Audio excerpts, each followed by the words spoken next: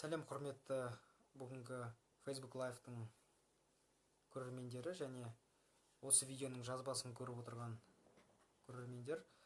Бүгінгі тікелей эфирдің тақырыбы органикалық трафиктің дәуірі бітті деп аталады. Яғни сіздің Facebook парақшаларыңыздағы органикалық қызметтердің дәуірі бітті деген нәрсені бүгін қарайтын боламыз. Көп уақыттарыңызды алмайын, бір 7-8 минут уақыт болады. Достар, өздеріңіз білесіздер, Facebookте бірнеше парақшалардың түрі бар. Біріншісі ол сіздің жеке өзіңіздің парақшаңыз, өзіңіздің жеке өміріңіз жайлы, жеке басыңызға қатысты ақпараттарды жазатын жер. Екінші түрі ол түрлі топтар.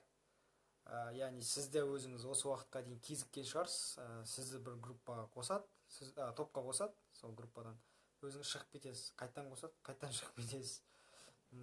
Қазір енді Құдайға шүкір ол функцияны Facebook бізге берді. Екінші кәрі қоспау деген батырма бар. Соны бассаңыз, екінші кәрі сізді қоса алмайды.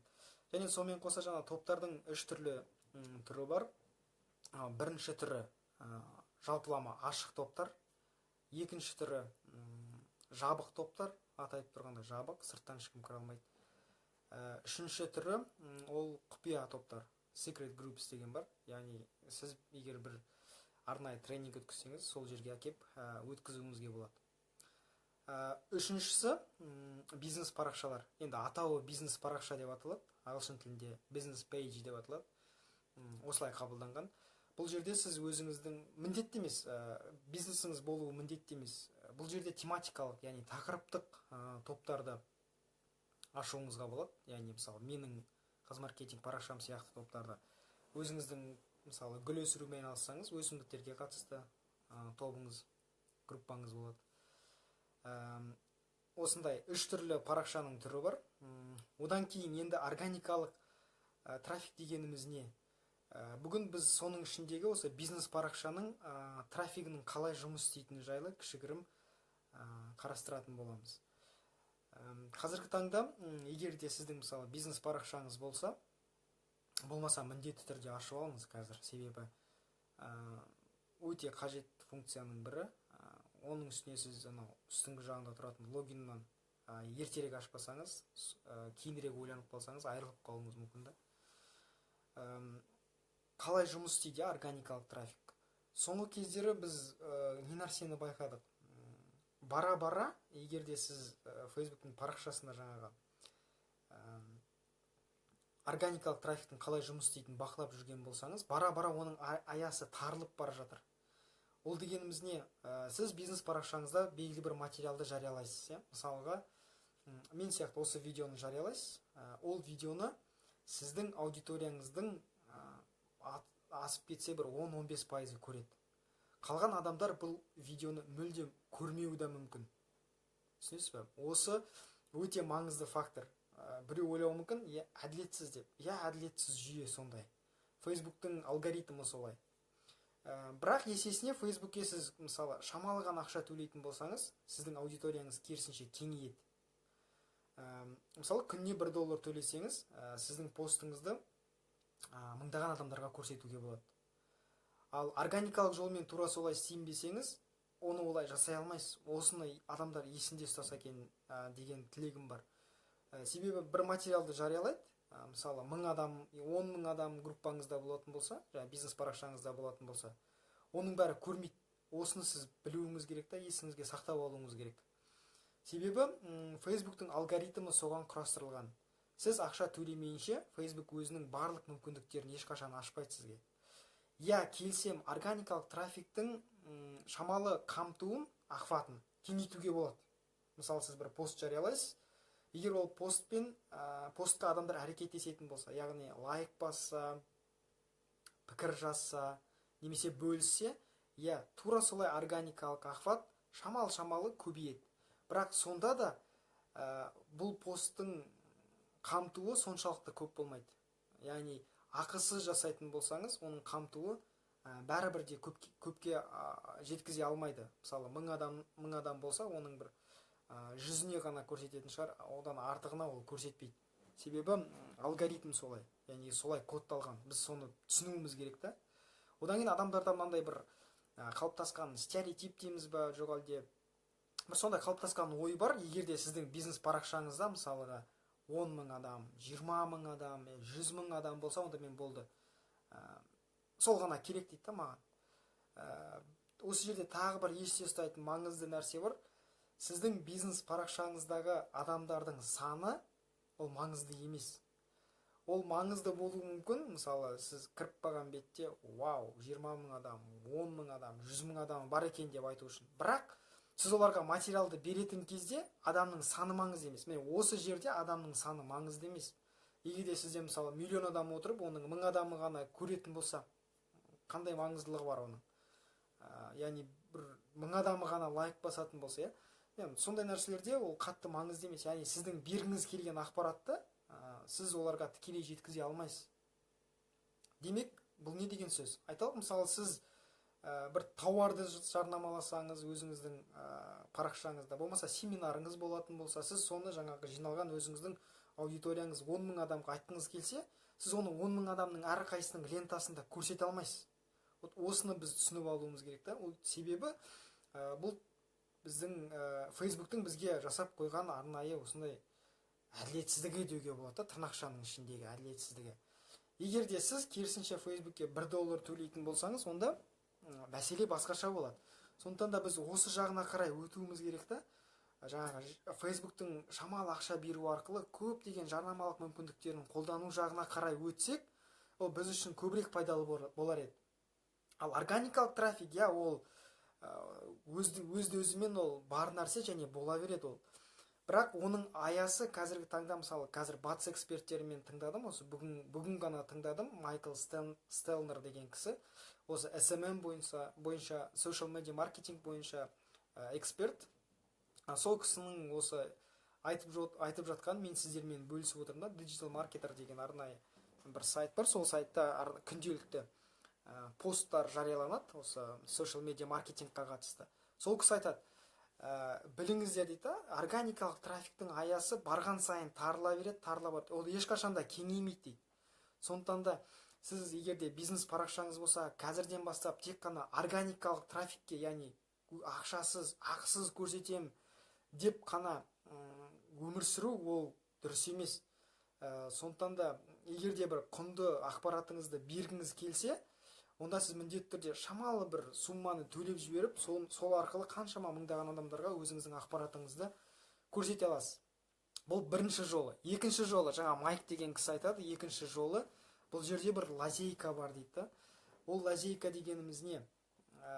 Егер де сіз біз айттық қой, жаңа органикалық ақпарат қазіргі таңда енді былайша айтсақ қатты рөл ойнамайды. Сіз көрсетесіз, шамалы адам көреді, сонымен бітті, сіздің постыңыз астына кетеді, оны ешкім ешқашан қайтып көрмейді. Егер де сіздің парақшаңызға ол кісі бірінші рет кіріп қалмаса, және лентаны түбіне қарай түсіріп, қайттан көтеріп алып шығып, арнайы бір отырып қарамаса, сіздің дәл сол жазған постыңызды ол адам екінші рет көрмейді. Мысалы, мен сізге арнап жазсам, сіз бір рет көруіңіз мүмкін, одан кейін оны көрмейсіз. Сондықтан да ол кісі мынандай бір өзінің сырымен бөлісті да. Біріншісі, ол міндетті түрде сөзсіз, егер де сіз Фейсбукке төлейтін болсаңыз, сіздің ақпаратыңыз көрсетіледі. Сіз күнде төлейтін болсаңыз, мен сізге күнде көрсете аламын. Өйткені сізді мен аудиторияларым ішінде таңдап алып тұрмын, сондықтан да мен сізге күнделікті көрсете аламын. Екінші жол ретінде ол кісі мына бір қызық ақпарат ұсынады: Facebook Live-ты қолдану, Facebook'тың тікелей эфирін қолдану. Қазіргі таңда өздеріңіз білесіздер, Facebook өзінің тікелей эфирлерін өте жылдам, қарқынды дамытуда. Facebook Live бар, қазір Instagram Live бар. Екеуі де қарқынды дамып келе жатыр. Соңғы ақпаратты осы кеше ғана оқып қалдым, Facebook'тың блогында жарияланған. Facebook 2016 жылы әртүрлі жұлдыздарға тікелей эфирде, Facebook'тен тікелей эфир жасау үшін өздерінің фанаттарына $50 миллион шығындаған екен. Өзіңіз ойлап қараңызшы, $50 миллион жұлдыздарға, әншілерге, әртістерге, тағы кім бар, футболшыларға, сондай адамдарға Facebook төлеген. Не үшін? тікелей эфирде осындай каст жасау үшін тікелей эфирге шығады, өзінің фанаттарының сұрақтарына жауап береді, болмаса тағы да басқа немесе бір ақпараттармен, жаңалықтармен бөліседі. Бір сондай бір былай қарасаңыз түкке тұрмайтын нәрсе сияқты, бірақ соған Facebook 50 миллион доллар жұмсаған. 2016 жылы 50 миллион доллар дегеніміз енді теңгеге өзіңіз шыға беріңіз, қанша миллион, миллиард теңге болып кететін, триллионға кетіп қалмаса. Сондықтан да біз көңіл бөлуіміз керек. Тікелей эфирді, Facebooktың тікелей эфиріне біз қатты көңіл бөлуіміз керек. Тікелей эфир органикалық түрде, мысалы сіздің 500 адамыңыз болса, мысалы менің парақшамда қазір 600-ге жуық адам бар. Сол 600 адамның барлығына бірдей органикалық түрде жетіп бару мүмкін. Яғни сіз ақша төлемейсіз, сіздің аудиторияңыз сығылмайды. Керісінше бұл ақысыз. Екіншіден, сіздің бүкіл аудиторияңызға жайылады. Себебі Facebook Live сіз ашылған бетте, білесіз, үстіңгі жағында қызыл глобуста бәленбай түгенбай адам тікелей эфирге шықты деп келеді. Сол сияқты сіздің бүкіл жазушыларыңызға барады. Парақшада тіркелген лайк басқан адамдарыңыздың барлығына барады. Мысалы, мен бүгін істеп отырмын, менің жазушыларымның барлығына барды. Олар осы видеоға кіріп тікелей эфирде көрмесе де, немесе уақыты болмаса да, олардың парақшаларына ескерту ретінде барды. Олар білет менің бүгінгі тікелей эфирге шыққанымды. Бір рет болса да кіріп, менің тікелей эфирімді қарайды. Бұл жаңағы Майк Стенлердің айтқан лазейкасы. Сондықтан да бұны қолдану керек. Бұл жай айтылған нәрсе емес. Егер де сіздің бизнес парақшаңыз болса, онда материалдарды, яғни контент маркетингпен айналысып жүрсеңіз, және оның сыртында басқа да нәрселерді, тауарыңыз болсын, қызметіңіз болсын, сататын болсаңыз, жарнамалайтын болсаңыз, мархабат, әрине, контент маркетингпен айналысыңыз, сатыңыз, бірақ аптасына бір рет кемінде, немесе 2 рет, болмаса кемінде 1 рет аптасына Facebooktың тікелей эфиріне шығып, міндетті түрде өзіңіздің ақпараттарыңызбен бөлісіңіз, өзіңіздің парақшаңыздың тематикасына сәйкес ақпараттармен бөлісіңіз. Мысалы, жаңағы өсімдік жағында айналысатын болсаңыз, міндетті түрде онда сол өсімдіктер туралы бір өсімдікті алыңыз да гүлдің ақпаратын беріңіз. Сіздің оқырмандарыңыз, парақшаңыздың жазылушылары міндетті түрде оны қызығып тыңдайды, сіздің аузыңыздан естігісі келеді. Содан кейін байқап отырсаңыз, мысалы, тікелей эфирде сіз жазба сияқты емес, мысалы, бәрі оригинал. Сіз қалай отырсыз, сіз не киіп отырсыз, қалай сөйледіңіз, мысалы, қай жерде деп болады ғой, сондай, жібердіңіз, қателіктер жібердіңіз, соның бәрі жазылып қалады, сіз бұны өшіре алмайсыз. Тікелей эфир бітеді, тікелей эфир біткен бетте бұл 2 минуттың ішінде сіздің парақшаңызда видео ретінде пайда болады. Қалған адамдарға жазбаны көру үшін. Егер сіз қалған адамдар жазбасын көрсін деп шешсеңіз, онда видеоны өшірмейсіз. Әрине, егер ұнамаса, видеоны өшіріп тастайсыз, сөзсіз. Бірақ тікелей эфирдің бір жақсылығы, адамдар сізбен экран арқылы бетпе-бет болса да кездеседі. Сіздің түріңізді көреді, сіздің іс-әрекетіңізді көреді, сөйлеу мәнеріңізді көреді, түсіндіруіңізді көреді. Осындай өзінің тікелей эфирдің артықшылықтары бар. Сондықтан да Facebook Live-ты міндетті түрде қолданыңыз, егер парақшаңыз болса. Себебі бұл жаңағы мен айтқан органикалық трафиктің кейбір барьерлерінен өтіп кетуге сізге көмектеседі. Сондықтан да осы бір ақпаратты есіңізде ұстаңыз. Бүгін енді мен сіздерден бір 8 минуттай ғана уақыттарыңызды аламын деп уәде еттім. Сондықтан да кішігірім қайталап өтсек, бірінші қараған нәрсеміз ол біздің органикалық трафиктің аясының тарылып келе жатқандығы. Сондықтан да органикалық трафикке сүйенбей, ақылы жарнамаларында қолдану туралы ойлануды қазірден бастау. Егер өзіңіз білмесеңіз, білетін адамнан сұраңыз. Мысалы, осы видеоның астына жазсаңыз, мен сізге сұрақтарыңызға жауап беруге дайынмын. Сондықтан да ақылы жарнамалар жағына өту жағын сізге де қарастыру керек қазірден бастап. Өйткені қазір барлық әлеуметтік желілердің барлығы осындай бір алгоритмге қарай көшіп жатыр. Сондықтан да сіз де кешікпей осы бағытқа қарай өтуіңіз керек. Екінші нәрсе ол жаңағы мен айтқан стереотип. Яғни сіздің парақшаңызға мыңдаған адамды жинап алу менің мақсатым деген ол дұрыс емес. Себебі сіз органикалық түрде ол кісілерге бәрібір де материалыңызды көрсете алмайсыз. Осыны ескеруіңіз керек. Үшінші нәрсе ол Facebook Live. Facebook'ың тікелей эфирі қолданыңыз міндетті түрде. Бұл сіздің жаңағы органикалық трафиктің барьерлерінен секіріп өтіп кетуге мүмкіндік беретін өзіндік бір жаңадан пайда болған функция. Жаңа ғана айттым, 50 миллион долларды Facebook ешқашан желге шашпайды. Егер де бұл маңызсыз бір елемейтін нәрсе болған кезде болғанда, онда Facebook оған 50 миллион долларды бір жылда шығындамас еді. Одан да ол басқа шығындарын жабуға жұмсар еді. Сондықтан да осы ақпаратты білгеннен кейін мен сіздермен бөліссем деп шештім.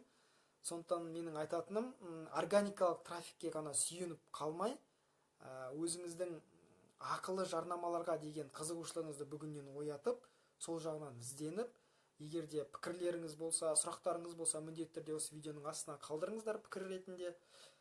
Достар, егер де осы айтқан ақпаратым, мысалы мен сізге 3 түрлі ақпарат бердім, енді өзімнің ойымша құнды ақпарат бердім деп ойлаймын.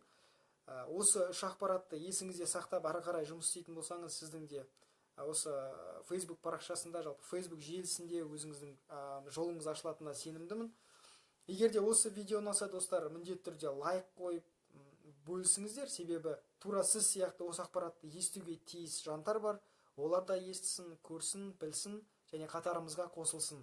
Достар, рахмет бүгінгі тікелей эфирге уақыт тауып қосылғандарыңызға, ал жазбасын көріп отырған достарымызға, ол кісілерге де рахмет айтамыз. Ақпаратты тарата жүріңіздер. Көптен көп рахмет. Сау болыңыздар.